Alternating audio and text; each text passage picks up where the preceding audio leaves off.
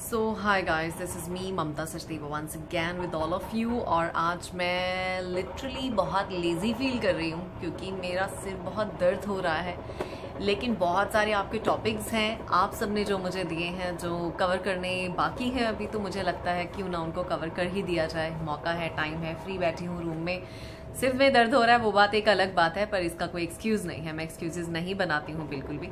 और आज ये जो टॉपिक है उसकी मैं आपको गारंटी देती हूँ कि इस टॉपिक के ऊपर शायद कभी भी बात हमने नहीं की है या आप में से किसी ने क्वेश्चन नहीं पूछा है, लेकिन वो इतना इम्पॉर्टेंट है, हमारी ज़िंदगी का हिस्सा है, जिसको हम इग्नोर नहीं कर सकते। तो बिना किसी टाइम वेस्ट किए मैं आपको उस बात को अगर कहूँ तो कुछ एक लोग सीधा शर्मिंदा भी होने वाले हैं, लेकिन कोई बात नहीं, this is a learning video. हम सब अपनी गलतियों से ही सीखते हैं। मैंने कुछ एक चीज़ें ऑब्जर्व की जब आप में से बहुत सारे स्टूडेंट्स मुझे अप्रोच करते हैं और कुछ एक क्वेश्चंस पुट अप करते हैं, तो उनके क्वेश्चंस होते हैं, tell me this, tell me how do you give interview, tell me how you do this, tell me how you do that. तो इसमें गलत क्या है? आप भी कहेंगे कि this is a question, right?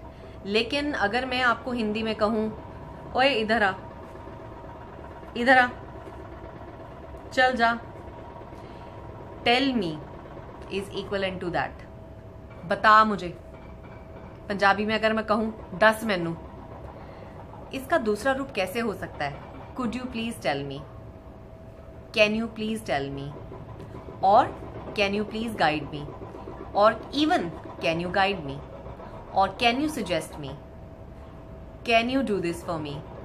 अगर हम सिर्फ ये कैन यू या कुड यू प्लीज इसके आगे लगा दें तो यही सेंटेंस का मतलब जो है वो पूरे का पूरा चेंज हो जाता है। जैसे कि हिंदी में हम कहते हैं, क्या आप मेरे लिए ये कर सकते हैं, क्या आप प्लीज मुझे ये बता सकते हैं, क्या आप मुझे ये दे देंगे, क्या आप मुझे ये कॉफी पकड़ा सकते हैं, क्या आप ये मुझे पानी की बोतल दे सकते हैं। तो आपने मतलब समझा? पानी दे दो, गिव मी दिस, मतलब कमांड, मतलब आप मुझे कमांड कर रहे हैं, गिव मी दिस, उसका मतलब ये निकलता है। नहीं तो आप कह सकते हैं could you please give me this, उसको हम पोलाइट वे में कहते हैं। जैसे कि बहुत सारे लोगों को मैंने जनरल टॉक्स में भी, क्योंकि शायद उनकी कम्युनिकेशन इंग्लिश फर्स्ट लैंग्वेज नहीं है, तो उनको इस चीज़ का मतलब नहीं पता, इस वजह से उनसे शायद ये गलती हो रही है। तो मैं किसी को इसमें ब्लेम नहीं कर रही हूँ, आपको अपने कमेंट्स को हटाने की जरूरत नहीं है और बिल्कुल शर्मिंदा होने की बात नहीं है। ये अगर चीज़ आगे नहीं आई होती तो आज हम शायद ये वीडियो बनाकर हम सब इससे नहीं सीख रहे होते।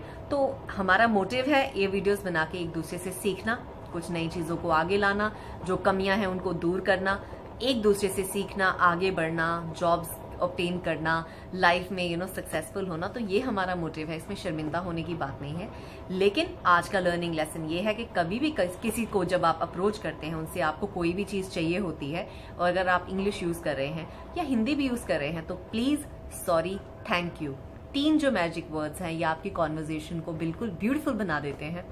Could you please give me a glass of water, can you please help me, can you move on the side, can you please look at me, कुछ भी आप ऐसा बोल सकते हैं। अगर आप सीधा बोलेंगे डू दिस, गिव दिस, वो बहुत कमांड वे में हो जाता है, जिसको आप कहते हैं कि आप किसी को, जैसे किसी नौकर को आप कह रहे हैं जा ये कर दे, जा वो कर दे, इट्स द सेम थिंग।